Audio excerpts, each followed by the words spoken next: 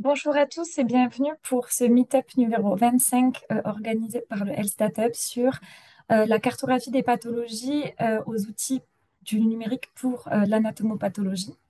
Donc, pour ce meet-up, nous aurons le plaisir d'accueillir dans un premier temps Antoine Rachat pour une présentation sur la valorisation des programmes de la cartographie des pathologies, puis une intervention de Victor Léandre Chevalier sur les outils de conversion des images pyramidales et des applications à l'anatomopathologie. Donc, chaque intervention dure environ 20 minutes et sera suivie d'une session de questions-réponses. Donc, n'hésitez pas à poser vos questions-réponses dans l'onglet dédié. Je reprendrai les questions du coup à la fin de chaque intervention pour les poser aux intervenants. Voilà, que je remercie également très chaleureusement pour leur disponibilité pour ce meet-up. Donc Antoine, je vais désactiver mon partage et vous laisser la main. Bonjour à tous et à toutes.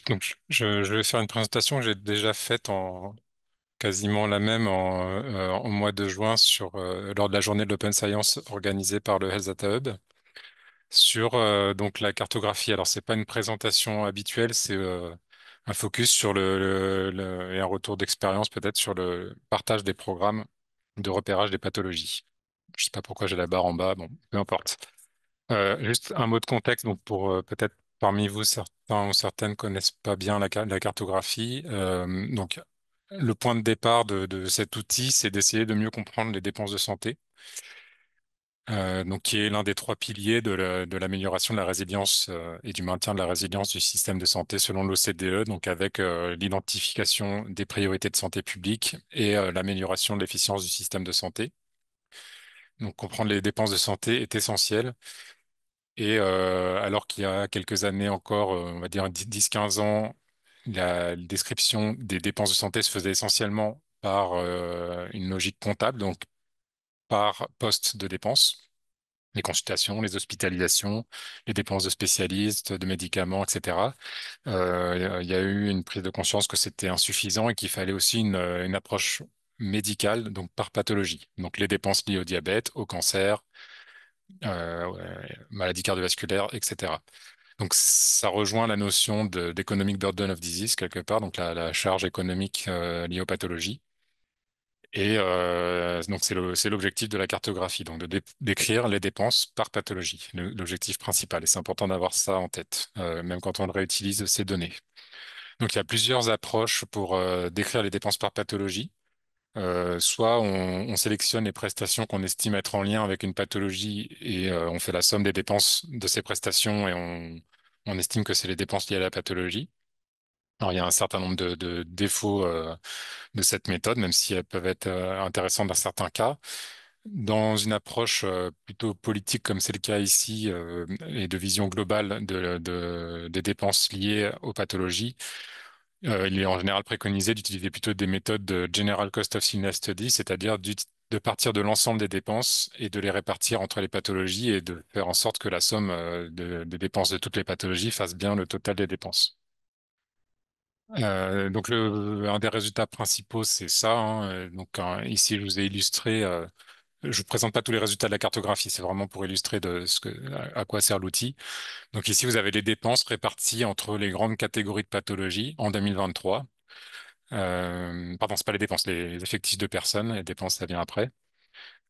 Puisque un des premiers résultats de la cartographie, c'est déjà et ce que vous utilisez le plus souvent, c'est les effectifs de personnes par pathologie. Donc là, c'est les grandes catégories. Vous voyez que les plus fréquentes, sans surprise, c'est les maladies cardiovasculaires et leur traitement, le diabète, les maladies psychiatriques, et aussi, fort heureusement, 36 millions sans pathologie, en tout cas retrouvées avec nos algorithmes.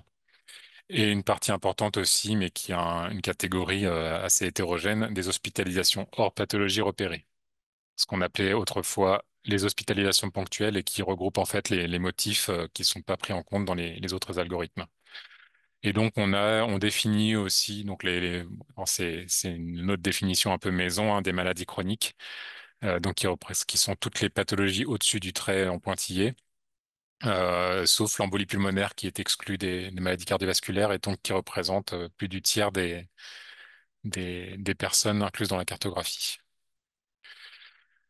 Euh, Le résultat principal, peut-être, c'est cette figure, même si elle peut être un peu barbare. Donc, vous avez à la fois la dépense totale par pathologie, qui est la taille des bulles, et les deux composantes de cette dépense totale, qui sont le nombre de patients concernés en ordonnée, et alors, on voit pas avec la barre en bas, mais la dépense moyenne par patient en abscisse. Donc, par exemple, les cancers actifs concernent moins de personnes, mais ont une dépense par patient plus importante.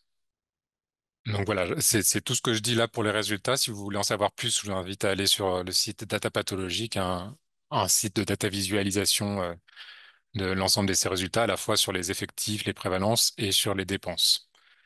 Alors sur ce site, vous avez uniquement les données sur la soixantaine de pathologies pour lesquelles on calcule des dépenses. En pratique, dans les tables mises à disposition sur le SNDS et dans la méthode de la cartographie en général, il y a beaucoup plus d'algorithmes et on va y venir. Alors, comment tout ça fonctionne? Si on ouvre un peu la boîte et qu'on regarde ce qu'il y a à l'intérieur, déjà en termes de population et de champ des dépenses, donc les personnes qui sont incluses dans la cartographie sont celles qui ont eu au moins un soin dans l'année, puisque, alors, vous le savez, peut-être la cartographie, c'est une étude transversale répétée quelque part, donc c'est répété chaque année pour la version mise à disposition ici de 2015 à 2023. Et donc, à chaque nouvelle version de la cartographie, on refait tourner toutes les années pour avoir la même méthodologie. Donc, les personnes sont celles qui ont eu au moins un soin dans l'année donnée. Euh, Tous les régimes sont inclus et il y a après quelques exclusions liées essentiellement au fait que les identifiants ne permettent pas un chaînage enfin, les NIR sont soit des NIR fictifs provisoires ou qu'il y a des problèmes dans l'identification. Concernant les dépenses, dans la cartographie, on se limite aux dépenses remboursées dites individualisables, c'est-à-dire que l'on peut rattacher à la prise en charge d'un individu ou aux soins d'un individu. Donc, il n'y a pas tout ce qui est forfait, notamment les forfaits de prévention, les participations à des campagnes de dépistage, etc. Ça ne rentre pas dedans. Euh, il y a trois grands postes de dépenses, trois catégories qui sont les soins de ville, les soins hospitaliers et les prestations en espèces, et qui sont divisés en postes plus précis, en 26 postes de dépenses au total. Donc ici, c'est un schéma du processus très simplifié de la cartographie. Donc à partir en haut à gauche des données du SNDS, dans une première étape, on extrait ce qu'on appelle les données médicales, donc toutes les informations médicales qui vont être utilisées dans les algorithmes, à partir desquelles on va définir, ou en tout cas identifier des pathologies qui sont, alors on appelle ça pathologie, il y a aussi des traitements chroniques, des situations de soins comme la maternité dedans, hein, c'est au sens large des pathologies, qu'on va déjà pouvoir utiliser, et c'est ce que vous faites quand vous utilisez ces données en termes de fréquence, d'évolution de ces fréquences et même éventuellement de réutilisation dans des études. Dans une deuxième étape, qui est parallèle à la première, on extrait l'ensemble des dépenses individualisables. Et dans une troisième étape, on va affecter l'ensemble de ces dépenses enfin, les distribuer entre l'ensemble des pathologies. Elle a plusieurs méthodes, mais que je ne vais pas détailler ici. Et donc, toutes ces informations, à la fois sur les pathologies et sur les dépenses de ces pathologies, ont pour objectif d'éclairer la décision publique, politique. Donc ici, on s'intéresse à la partie cartographie des pathologies, c'est-à-dire les cases bleues. Donc le repérage des pathologies. C'est ça l'objet de la présentation. Donc je vous ai dit qu'il y avait une soixantaine, voilà, 61 pour analyser les dépenses. Euh, Au total, il y a plus de 200, voilà, 275 algorithmes regroupés en 17 catégories que vous voyez ici. Alors, je triche un peu quand je dis 275 algorithmes parce qu'il y a dedans des catégories, des sous-catégories, euh, donc des différents niveaux d'agrégation. Donc, c'est pas 275 pathologies différentes, mais voilà, il y a quand même un nombre assez conséquent. Et donc, si on prend par exemple la catégorie des cancers, il y a 5 localisations différentes, dont les autres cancers et quatre précises, donc le sein, les cancers colorectaux, bronchopulmonaires et de la prostate, qui sont chacun différenciés en cancers actifs, donc en phase active de traitement, et les cancers en surveillance, donc à distance du traitement. Donc ça, c'est ce qui est utilisé pour analyser les dépenses, mais pour illustrer voilà, qu'il y a plus plus d'algorithmes mis à disposition. Si on prend les autres cancers, on a depuis 2 ans maintenant, je crois, détaillé les autres cancers.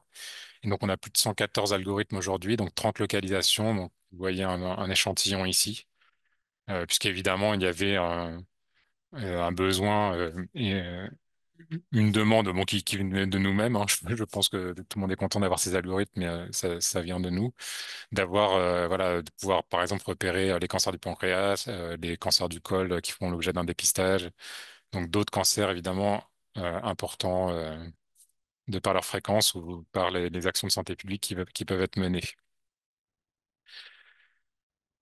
Donc, pour repérer ces pathologies, on utilise plusieurs sources de données, euh, enfin d'informations médicales, comme je disais tout à l'heure, avec un recul qui peut aller jusqu'à 5 ans. Donc, on n'utilise pas seulement les informations de l'année d'intérêt, on remonte jusqu'à l'année N-4, donc sur 5 ans au total. Et donc ici, vous avez un petit échantillon alors à gauche, des pathologies des algorithmes, et en colonne, ce sont les sources de données principales, il n'y a pas tout, qu'on utilise. Donc les diagnostics d'ALD, des médicaments spécifiques, des informations du PMSI, MCO, de la psychiatrie et des soins de suite, enfin SMR aujourd'hui on dit. Donc le chiffre indiqué dans les cases à chaque fois, c'est le nombre d'années requêtées. Donc vous voyez que les ALD, en général, on n'utilise que l'information dans l'année. Il faut que l'ALD soit en cours dans l'année pour pouvoir toper la pathologie. Alors que pour la maladie coronaire chronique, par exemple, ou souvent les pathologies de long cours, on va remonter jusqu'à 5 ans dans le PMSI. Souvent, on se dit, il y a un peu la logique aussi de se dire que si un diagnostic est un peu moins spécifique, par exemple, s'il est mis en diagnostic associé, où on se dit qu'il peut y avoir des erreurs, on va moins facilement aller chercher sur 5 ans pour limiter un petit peu ce risque d'erreur.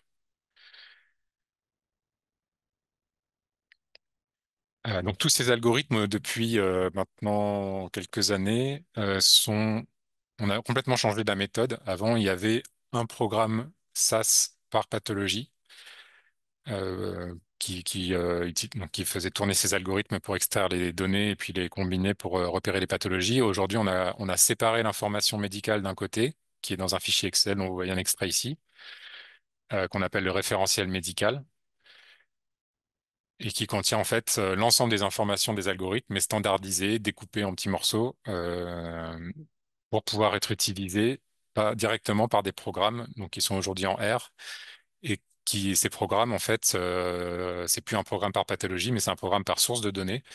Donc, vous voyez que dans le fichier Excel, là, dans le référentiel médical, vous avez un onglet pour chaque source de données. Et donc, derrière cet onglet, il y a un programme R qui vient chercher, par exemple, ici, les informations sur les ALD.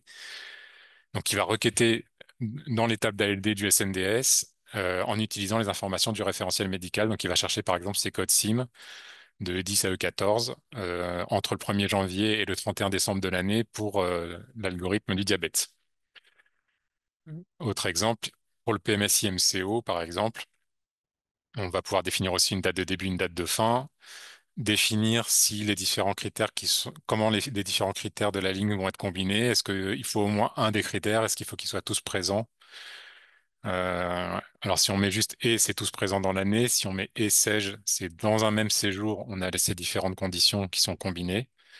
Donc par exemple ici, si on prend 2 ans de MCO, on regarde le diagnostic principal des diabètes. Donc on est bien du 1er janvier de l'année N-1 au 31 décembre de l'année. Et donc on a des codes de E10 à E14 en DP, etc. Ici les complications, donc on a des codes de complications en diagnostic principal et le diabète en diagnostic associé, etc. Je fais une petite parenthèse sur le suffixe TR ici à la fin des noms des requêtes. Donc parfois c'est T, parfois c'est R et parfois c'est TR. Alors quand c'est un T, quand il y a un T, c'est que c'est une requête qui est utilisée pour toper la pathologie, donc pour repérer la pathologie.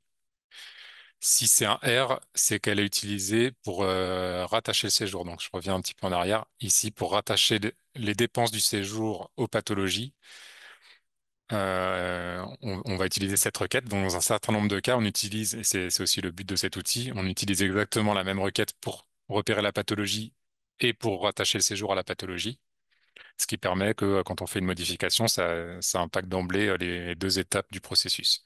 Mais dans certains cas, il y a des requêtes qui ne servent que à toper.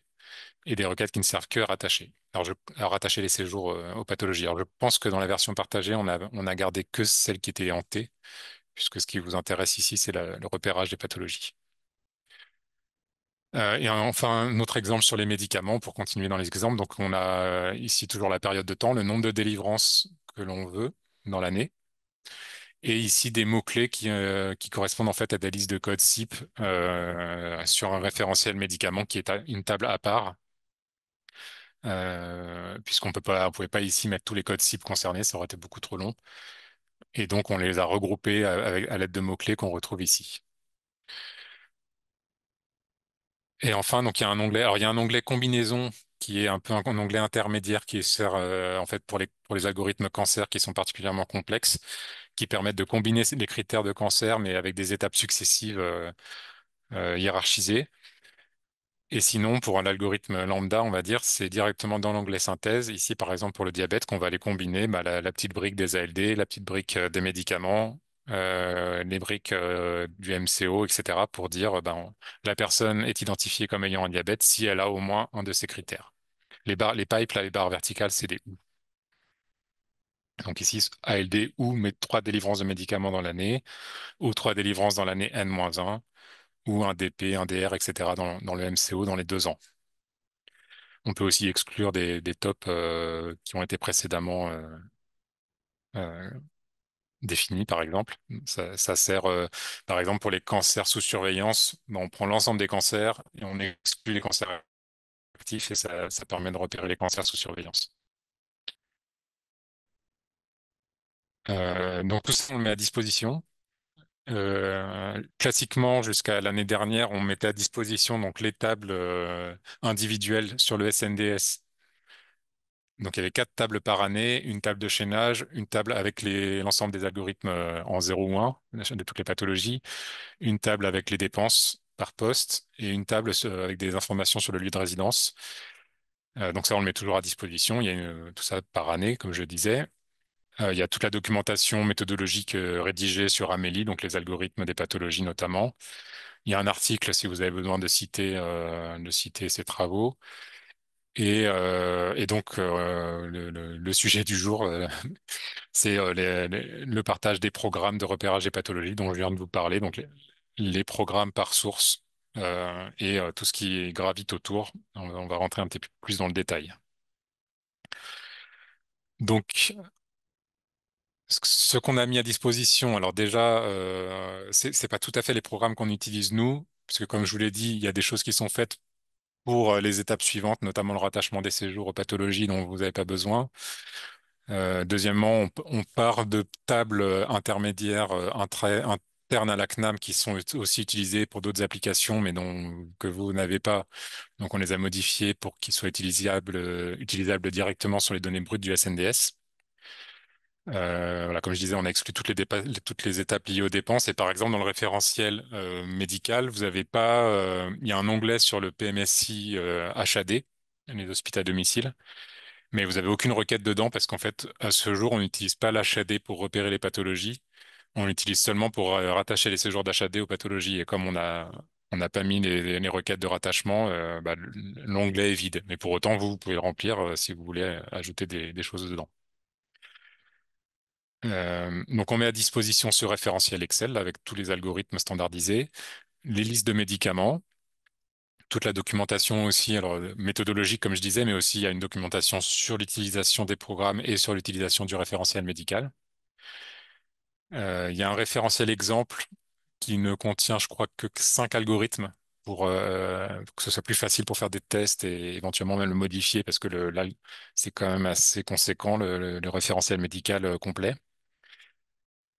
Et donc tout ça, c'est mis à disposition sur le guide du HDH et sur la bibliothèque ouverte des algorithmes en santé sous la licence GPL3. Donc voilà, ça a donné lieu à pas mal de discussions, le choix de la licence. On a choisi celle-ci parce que c'était la plus ouverte. C'est-à-dire qu'elle oblige à republier toutes les modifications réalisées sous sauf si c'est des modifications qui sont faites en interne à une organisation donnée. Donc si les résultats si les programmes sont modifiés et remis, enfin réutilisés pour le grand public, il faut que ce soit ou vendu par exemple, il faut que le code soit mis à disposition. Et ça, c'était de toute façon obligatoire puisqu'on utilisait des modules R, des packages R qui étaient sous cette licence et donc ça contaminait entre guillemets nos programmes. Donc voilà, en termes de participation de l'écosystème, alors nous, on n'a pas vocation à animer, animer une communauté d'utilisateurs, etc. Mais on est quand même preneur de retours éventuels s'il y a si on voit qu'il y a des choses qui reviennent ou qu'il y a des erreurs ou ce genre de choses, on est preneur de retours. Alors, pourquoi on a fait un référentiel test? C'est aussi parce que si tout le monde se met à lancer l'ensemble de la cartographie en même temps, ça va faire sauter les serveurs d'Evreux. Euh, Nous, on a des ressources qui nous sont allouées spécifiquement au moment où on fait tourner tous ces algorithmes. Donc, on prévient Evreux, il nous donne des ressources, on fait tout tourner. Donc, c'est sûr que si vous vous lancez comme ça l'ensemble des programmes, ça risque de faire sauter les serveurs. Donc ne le faites pas, faites-le sur un échantillon enfin une sélection d'algorithmes.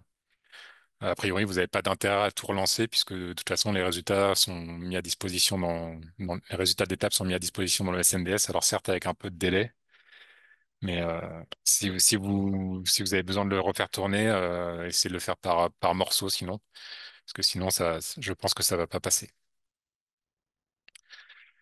Donc, quelles sont les limites de la cartographie des pathologies? Donc, premièrement, on sous-estime la prévalence des pathologies.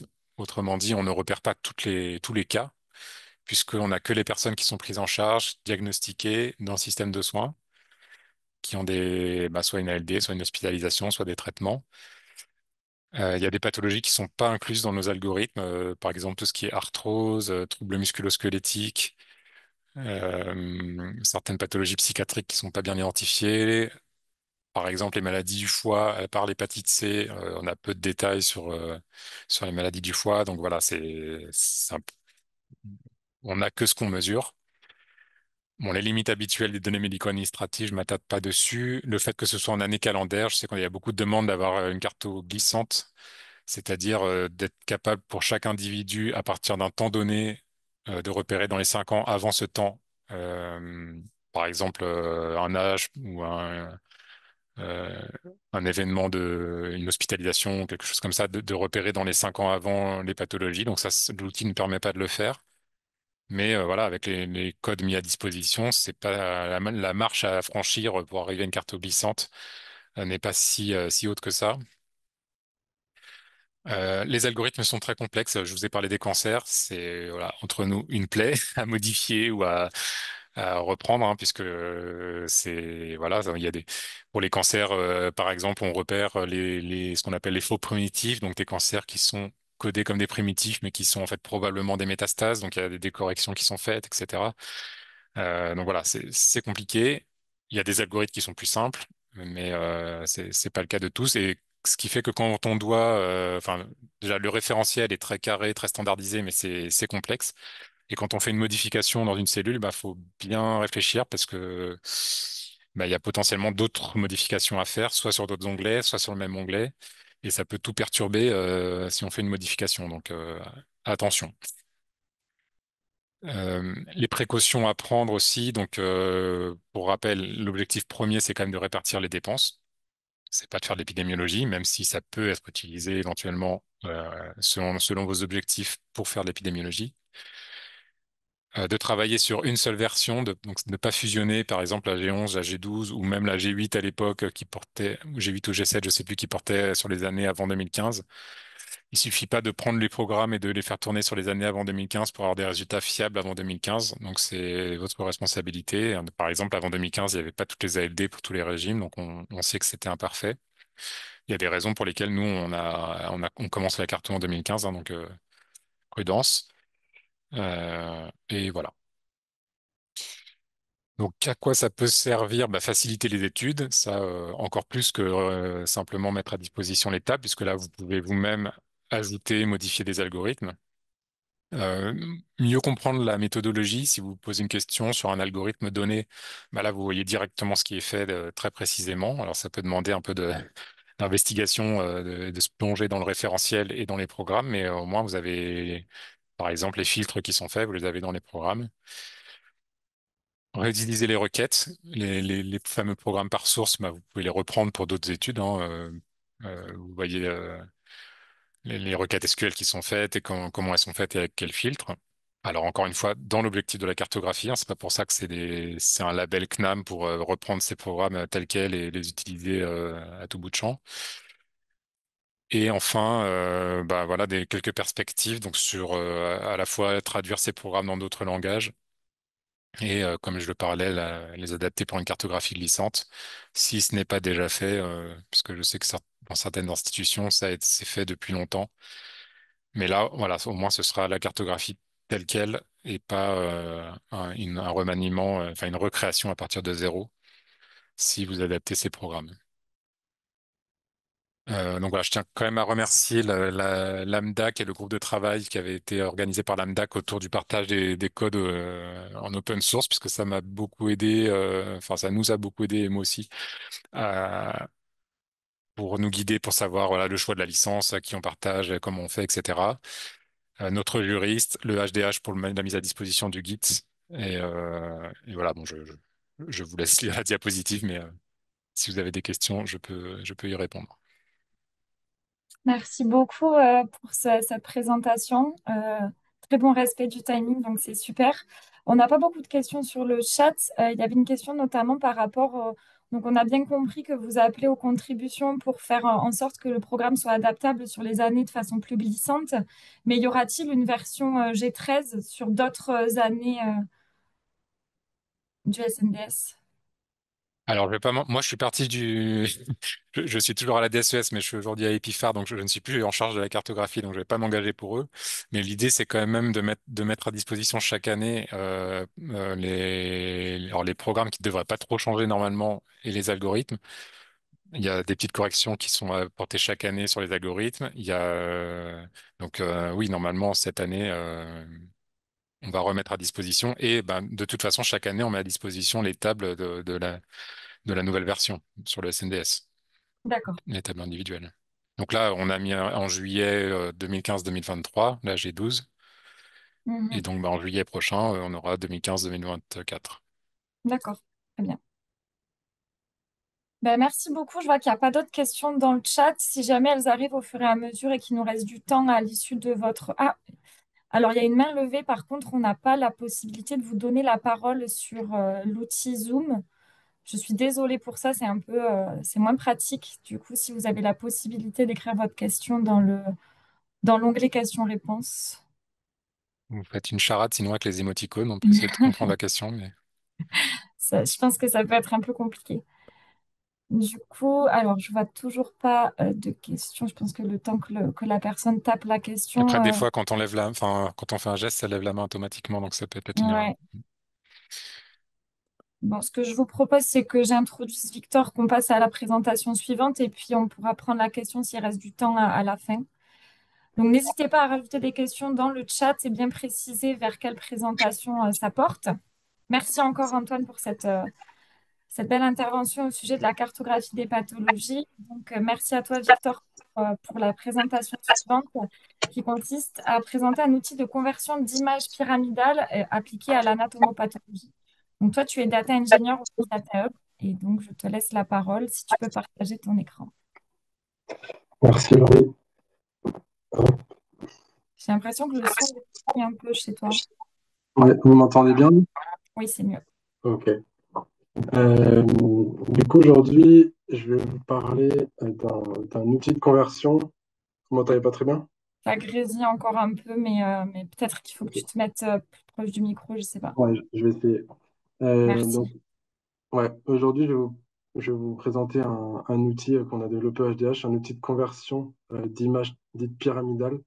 Donc, c'est un type d'image un peu particulière. Et là, une application qu'on a utilisée dans le cadre d'un data challenge pour l'anatomopathologie. Donc voilà. Donc, en fait, dans le cadre de Data Challenge, comme je vous le disais en introduction, on a eu besoin de standardiser en fait l'utilisation et les formats des lames d'Anapat qui ont été apportés, qui ont été récupérés d'hôpitaux pour faire des compétitions d'algorithmes pour entraîner des modèles de reconnaissance ou des choses comme ça. Donc, on avait besoin de faire une standardisation de ces formats-là. C'est des images qui sont un peu particulières. Euh, et je vais vous expliquer après en quelques mots pourquoi. Euh, Là, l'application en question, c'est sur l'anapat. Donc, c'est vraiment une spécialité qui consiste à examiner les organes, les tissus, les cellules. Donc, en fait, ça se matérialise généralement par ce genre de process où, en fait, il y a une récupération de matière qui est faite en labo euh, et après qui est préparée. Et en fait, on retrouve la matière sous une fine couche sur une lame de microscope au final. C'est ces lames-là qu'on connaît, qu'on a pu voir peut-être parfois dans nos études ou à la télé, qui sont en fait utilisées pour faire les études. Donc ces lames-là, elles sont en fait scannées. Les lames d'anapat, elles sont scannées euh, pour être numérisées. Donc elles peuvent être observées par microscope, mais la plupart du temps, pour mener à bien les études, elles sont scannées et donc numérisées. Et c'est grâce à ces numérisations qu'on peut faire des entraînements de modèles spécifiques pour pouvoir faire des reconnaissances de telle ou telle maladie ou tel développement. Voilà. Donc, il faut se rendre compte qu'en fait, que derrière chaque scanner, et c'est tout l'objet du développement de cet outil, derrière chaque scanner, en fait, il y a plein de marques différentes de scanners, et chaque marque a son format de sortie. Donc, chaque image qui est faite par telle marque ou telle marque va avoir un format différent. Ils sont bien contents de faire ça, mais du coup, quand on veut faire des études fédérées, des data challenge ou mettre en open source des données anonymisées, c'est un peu plus compliqué. Donc, là, je vous donne quelques exemples, hein. Par exemple, dans quelques marques de scanners bien connues, dans les institutions, on retrouve tout ce genre de format. Voilà. Donc, je vous passe les acronymes, mais c'est pour vous rendre compte qu'il y a vraiment, enfin, ils sont bien amusés, même pour une marque donnée, des fois, il y a plusieurs formats donnés. Donc, c'était tout l'objectif de cela. En fait, qu'est-ce qu'une image de lame d'anapat qui est numérisée? À quoi ça ressemble? En fait, on peut voir ça comme c'est comme une pyramide, un ensemble de couches d'images, en fait, qui permet d'avoir toujours la bonne netteté quand on vient faire différents zooms, quand on vient changer la résolution de l'image. Ça permet aux scientifiques de faire en fait des études assez précises sur des détails des images qui ont été numérisées. Mais du coup, c'est une image qui est très volumineuse. On est de l'ordre de quelques centaines de mégaoctets jusqu'à plusieurs gigaoctets pour un fichier d'image. Voilà. C'est aussi des images qui peuvent contenir des métadonnées, donc c'est des informations sur la machine, la résolution, l'heure, quel moment, et peut-être parfois quel, euh, quel, quel type de patient sur quel type de patient cette matière a été récupérée. Donc, il peut y avoir des données sensibles aussi dans les métadonnées. C'est quelque chose à garder en tête quand on touche en fait à tout type d'image d'ailleurs. Voilà. Ces images-là, elles sont lisibles par des viewers open source type Cytomine ou des librairies spéciales comme OpenSlide. Voilà. Donc, comme je vous disais, pourquoi standardiser? Donc, on a plein de formats dans tous les sens. Et en fait, dans le cadre des Data Challenge, on avait besoin que ce soit beaucoup plus facile à appréhender. On avait besoin de pouvoir manipuler les images de façon simplifiée pour qu'en fait, on puisse mettre à disposition pour les challengers des images sous le même format et que ce soit euh, équitable pour les participants. Donc, pour eux, c'était un gain de temps et ils pouvaient aussi se concentrer sur le développement des modèles pour permettre des meilleures détections plutôt que perdre du temps sur la conversion des images. Voilà. Dans le cas du data challenge, il y a aussi un besoin d'anonymisation, comme je vous le disais, sur les métadonnées. On devait être sûr aussi qu'il n'y avait pas de données sensibles qui étaient mises à disposition. Voilà. Donc, on s'est focalisé vers une standardisation, vers un format qu'on appelle le TIFF pyramidal. C'est quelque chose qui est le plus utilisé dans ce genre d'études-là et qui est très, qui garde en fait tous les critères nécessaires, qui garde bien la résolution, les détails qu'on voulait bien. Il y a des librairies qui permettent de faire des conversions vers ce format-là. Donc on a poussé vers cette standardisation. Voilà. Donc on garde, grâce à ce format-là, l'organisation pyramidale de tous les formats qui ont été présentés. Et c'est dans ce cadre-là, du coup, qu'on a développé un outil qui permet en fait de traiter un grand nombre de données, un grand nombre d'images à la fois, de façon automatique, voire semi-automatique. Je vais vous expliquer après pourquoi. Et c'est une solution qui est assez robuste et qui ne fait pas perdre de données parce qu'il y a un suivi en fait de chaque image qui est traitée. Et on garde bien sûr la qualité des images. Alors, c'est une solution qui a été développée il y a il y a pas mal de temps qui a commencé à être développé par deux collègues que je vais citer quand même, parce qu'ils ont quand même leur importance dans le projet, Salma Elaoudidi et Maëva Kos, qui ont fait le plus gros du travail sur ce projet que je présente aujourd'hui. Et du coup, qui ont utilisé euh, deux librairies principales, LibVips et OpenSlide, pour faire la conversion vers cette solution pyramidale. Il faut savoir qu'il y a, ça permet en fait de traiter avec 90% des formats qui sont trouvés aujourd'hui dans les institutions dans le monde, mais il existe toujours des machines ou quelques formats qui traînent, qui sont vraiment très particuliers, comme le e-syntax, et qui nécessitent d'utiliser en plus des packages.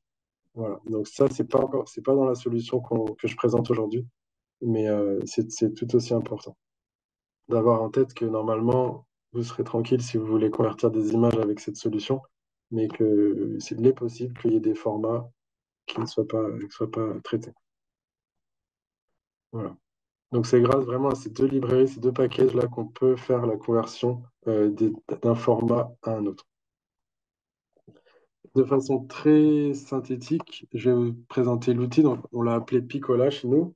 Donc, c'est un pipeline de conversion qu'on a, qu'on a lancé grâce à un orchestrateur qu'on appelle Airflow. Donc, c'est une solution qui est open source qui permet en fait d'enchaîner, si on peut dire, des lignes de commande ou des lignes de Python, de script Python automatiquement euh, pour pouvoir gérer des scripts comme ça de façon automatique.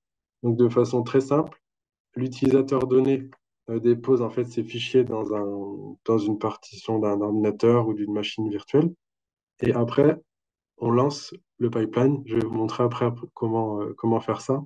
On lance le pipeline et là, le script fait en fait tout seul la détection des fichiers, reconnaît si les formats sont reconnus ou pas, fait la conversion et ressort les fichiers vers un dossier de sortie et nettoie les dossiers qui ont été temporairement utilisés.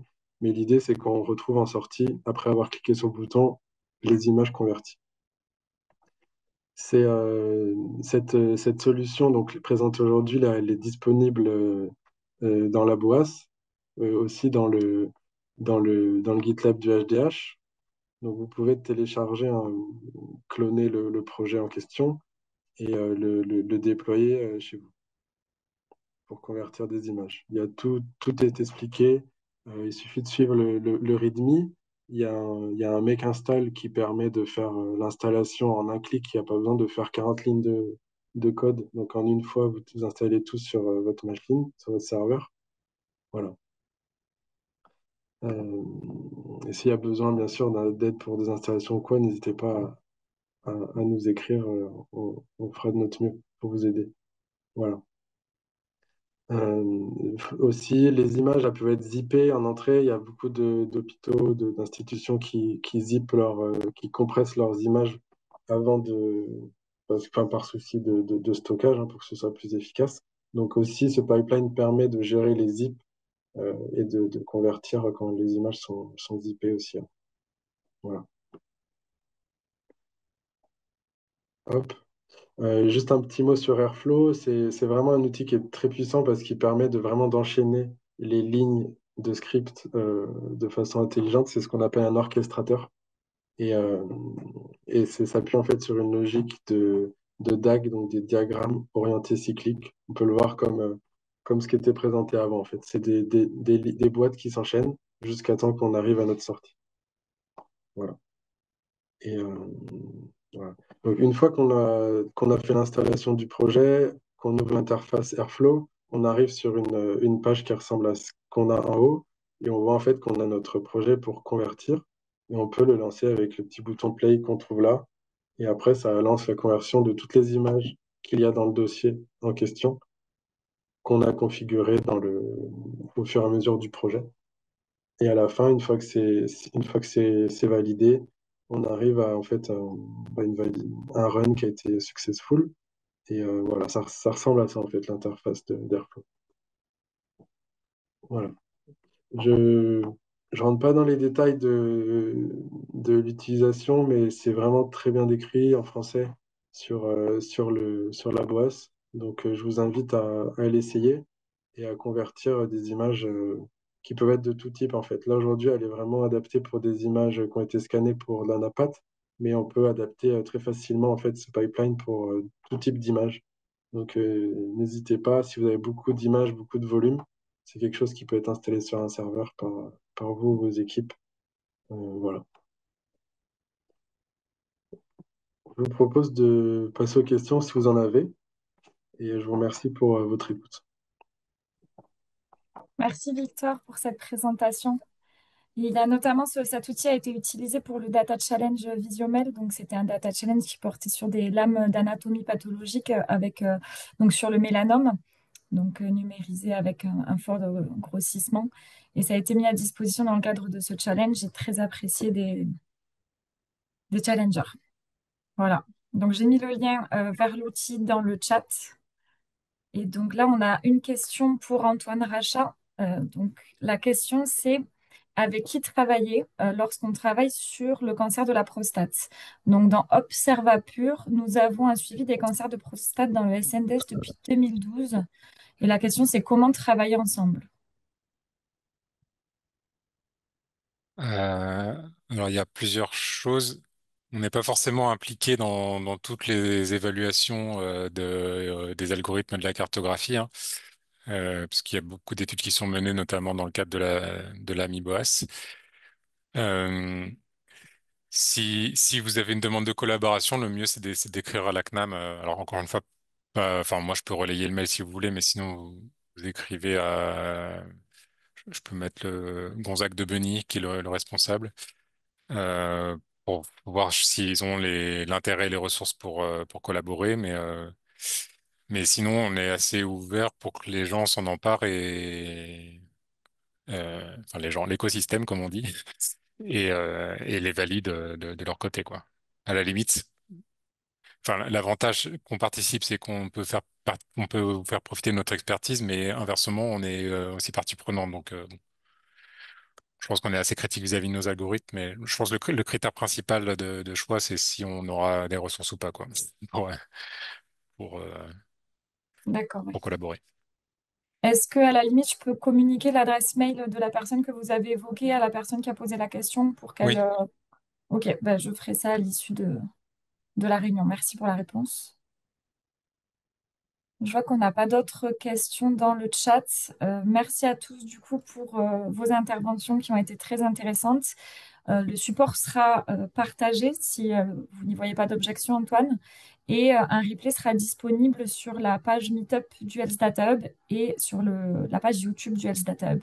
Et si vous avez des questions à l'issue du Meetup, n'hésitez pas à revenir vers nous. Merci, au revoir. merci.